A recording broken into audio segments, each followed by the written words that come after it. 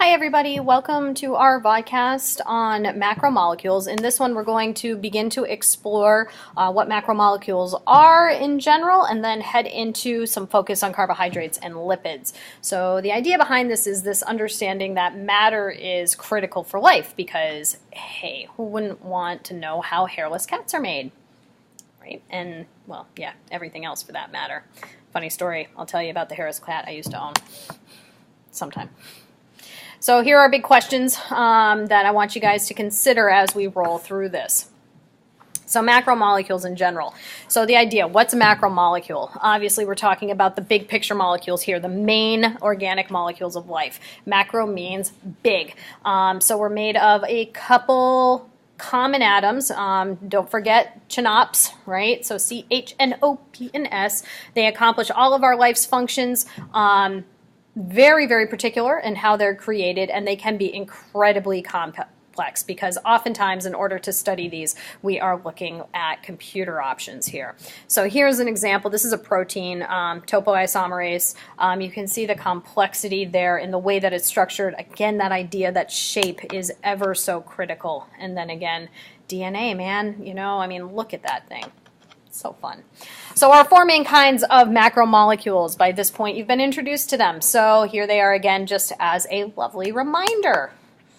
Okay, so building the macromolecules. So really, with the exception of lipids, the other three are formed in two ways. We have the monomer, which is your basic unit. Now, here we go. Carbohydrates an exception. Okay, with carbohydrates, the monomer is also considered a carbohydrate.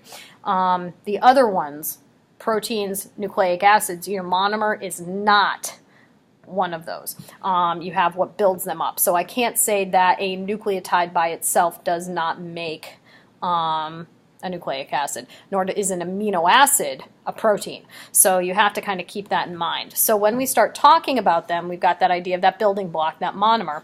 And then you have the polymer, which is the bigger molecule made up of many repeating monomers. So we really create and break these down by the use of either the addition or the subtraction of water molecules. So when we're going to make a bigger molecule, we're going to use dehydration synthesis. This is going to allow us to create further, more complex molecules.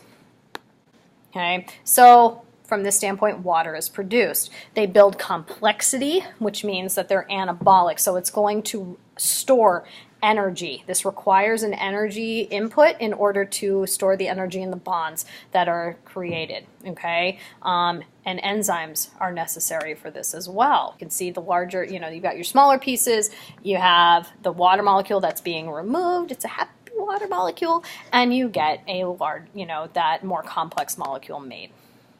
Hydrolysis, break down the word. Hydro, water, lysis, breaking. I'm going to break with water. So we're going to reverse it. We're going to take that bigger molecule and we are going to bust it apart. And in doing so, we're going to add a water molecule. This reduces the complexity of the molecule. It's catabolic, so that means that we're releasing energy. It's an exergonic reaction, so energy would be released. In something like this, you would feel heat coming off as energy is released. But yet, enzymes are still required, so that's still ever so important enzyme nature. So here we have our larger molecule. You can see the water going in, breaking apart. One H goes one way, your hydroxyl group goes the other way. So let's get a little bit into some of these, right? So things to look on. Structure and function. What's the monomer? What are the atoms? And what's the polymers that we get out of it? So these are the four big things you want to focus on as we take our look at the four main types. So let's hit carbohydrates. Okay, so with carbohydrates, our general information comes this way. Sugars and starches are the biggies. Okay, carbohydrate, carbon, hydrate, water, H2O. So you've got your carbon, your hydrogen, your oxygen, and they are there for short-term energy storage. Okay, that's the first go-to, our mitochondria go-to when we're breaking it down in cell respiration. Okay, structure is there as well. You've got monosaccharides, your simple single sugars are your monomer. Okay, different sugar molecules can have different numbers of carbons, so just kind of be wary of that. Really, you're going to take a look. Here are some of the key features, okay, of sugars, okay? You've got an aldehyde sugar, ketone sugar. Guess why they're called that? I'm sure you figured it out. This sugar, here we go, pentose sugar, okay, your ribose, ribulose, guess what these are important for, okay, your ribose sugar, there is your, for DNA. Really important for energy, okay, your hexoses, these are your glucose, your galactose, your fructose, right, and these are big, big deals. Note that we have, here we have some isomers here, same structure, C6H12O6, but same molecular formula, but different structural. So, difference between monosaccharides and disaccharides, not too tough here. Major carbohydrates that are used for energy, okay, we've got hexoses that are the most famous. Your glucose, obviously we talk about that a lot. We have galactose and fructose. These are generally, they generally hang out as a ring in terms of ring structure. So you can see here that they can be converted from a line sugar into a ringed sugar structure. And you can see kind of how that works and what happens as a result of that. So they're combined by dehydration synthesis. That's why we are called disaccharides. They are made up of 2 sugar molecules. So here are some general ones that you can see. The formation of maltose, 2 glucose molecules are created to create the maltose. Then you have glucose and fructose, gives us our sucrose. That's our sugar. And then you have a glycoside linkage that occurs where you have the addition of the two monomers being linked. You got that, what looks like the oxygen, kind of the holding hands between the 2 of them. And then we have our biggies, polysaccharides. These guys are important. This is our storage form. So not only do you have storage, but you have energy and structural support. So the energy component, they're great as far as a short-term storage. So you got starches are great for that. Again, our amylose. Plants are going to store these in the chloroplasts, and around it you're going to get, starch is like 10,000-ish glucose molecules all shoved together. And then you have things like glycogen. We will use that for storage. That's one of the things that our liver is important for, is the converting of glycogen products with the mitochondria. So you can see that as a huge polysaccharide. So starch tends to be an important plant polysaccharide, while your glycogen is more of a animal polysaccharide. Structural, okay, so how do carbohydrates act as a structural support? Well, you've got your cellulose. That's the most important part of a plant cell wall. It's very, very, it kind of creates this matrix, which is really cool, and you get multiple layers of that, which we'll explore later on in the year, but you get these multiple layers made out of the cellulose. Very, very tough material. And so the difference between a starch and a cellulose molecule has to do with how they're linked. Okay, so starch, you can see here, you've got this 1,4 linkage. That 1,4 refers to the carbon number that it's using. Okay, so when you work with ringed carbon structures, you always start at the first one. So here's my first one, and you work your way around in a clockwise manner. So here's carbon 1, carbon 2, carbon 3, carbon 4, carbon 5, 6 comes off of it. So that's just in terms of organic chemistry, how we count carbons. Okay, so in starch, we have a 1,4 linkage of these monomers. Here, you can see it's a 1,4 linkage of beta glucose. So take note of kind of what's going on here. It's almost like you got one upright, one upside down, one upright, one upside down. And so that's the difference between the beta. You still count them the same, but that's what ends up happening. So that's really the difference between starch and cellulose. It comes down to structure. With this, you've got this issue of animals that are herbivores, right? These are animals that purely eat plant. Okay, these are our vegetarian critters, and they need to be able to digest cellulose because that's what they're eating. We can't digest cellulose. So, not for nothing, and I guess it's just the best way to put it, but pretty much everybody, you all know the next day that you had corn on the cob the day before, right? So that's because we can't digest cell walls. So we eat it, but it goes right through us and out the other end. So we as animals lack those enzymes that might be necessary to break the beta linkages. So we use things to help us out. Termites, for example. They are wicked cool. They eat wood. What they use to help break down is they don't break down the wood themselves. They have protists in their gut and have a symbiotic relationship, which means they're happy they're there and the protists are happy they have it. And the protists actually are capable of cellulose digestion, break it down. The wastes that they produce provide the nutrition for the termite to live. I mean, cool. So if we get any termites in, we'll take a look at them under the scope, which is really cool because you can take a termite, put it on the slide, squash it. Sounds horrible. Squash it with the cover slip, releasing all their guts basically out onto the slide, and you can see all those protists having some fun and swimming around.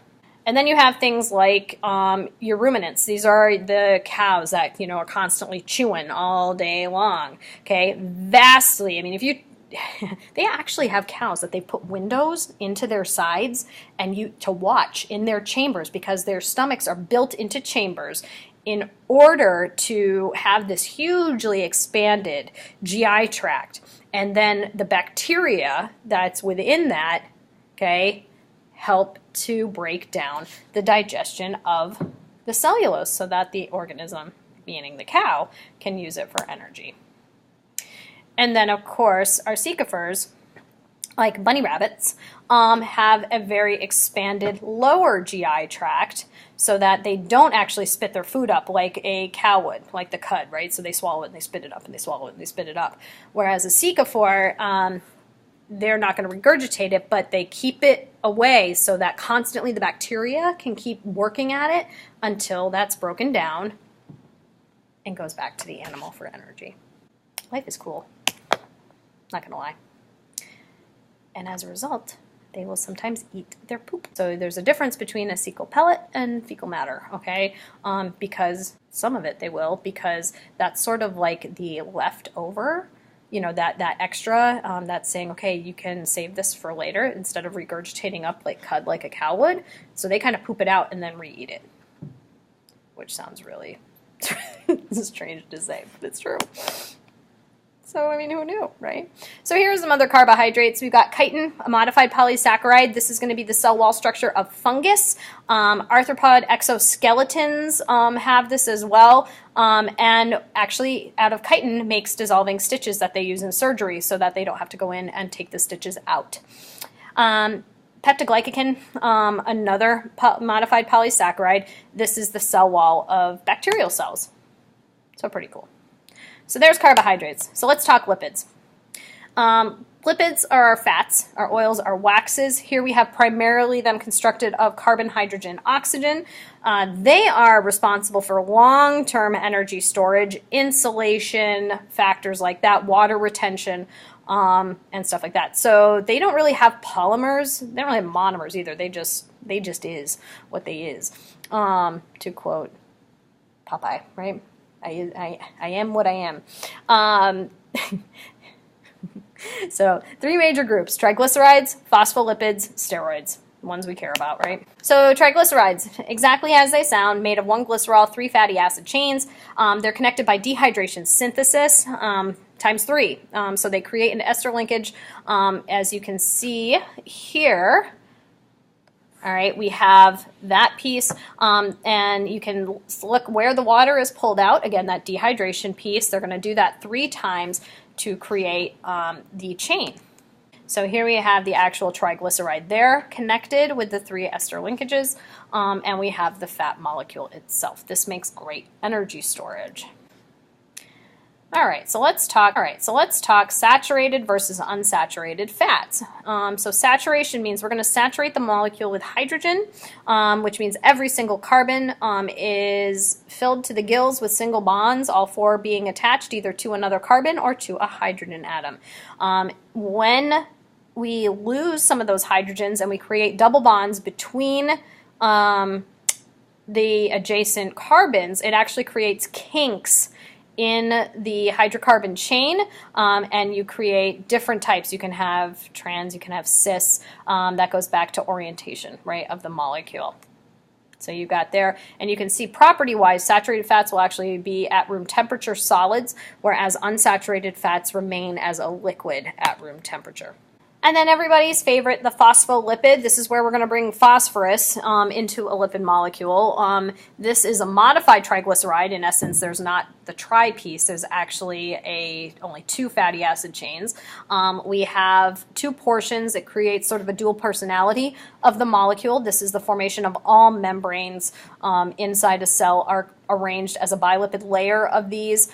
We have our area, the head region, which is polar, attracted to water molecules, being hydrophilic, whereas the tails are hydrophobic and are actually non-polar, and that's what gives us this makes this molecule just gorgeous. And you can see one of the fatty acid tails does have that double bond, is unsaturated, and does kink out the side. So it always to me looks like somebody's, that molecule has got like it's boogieing. All right, so there we have that bilipid layer that you can see there. So we know that with the membrane layer, it is not just those phospholipids. You have tons of stuff. We're going to spend a lot of time focusing on cell membrane structure, so I won't, get too much into it here. But that is what how they're oriented and how they arrange themselves in order to create that boundary between the inside of the cell and outside, or whatever it is they're creating a boundary for. Steroids. These are our 4-ring structure, all derive from cholesterol. They are one of the hormone classes. They have 4 fused rings. 3 of them are 6-sided with 1 that is 5-sided. Excuse me. Every single one derives from cholesterol. The variations come with the functional groups that are attached. So whether you're talking about cortisol or estrogen, testosterone, aldosterone, these are all steroid derivative hormones. So here we have the opening. You can see you've got the cholesterol up here at the top. You can follow it down to the creation of various ones. You can see how different enzymes will cause different ones to become things like in the end here. Here's aldosterone over here. You've got your corticosteroid, so ultimately cortisol. So there's aldosterone, cortisol. We get estradiol, which is going to be a precursor towards estrogen. And then you have the ones that are going to go on to become testosterone over here. So these are all made from that same derivative. And you can see just one shift in functional group structure makes it a different hormone, which would have vastly different effects on the organism. So we're going to end it here today with our talk on lipids. The next podcast will focus on proteins and nucleic acids. So catch you later. Have a good night, you guys.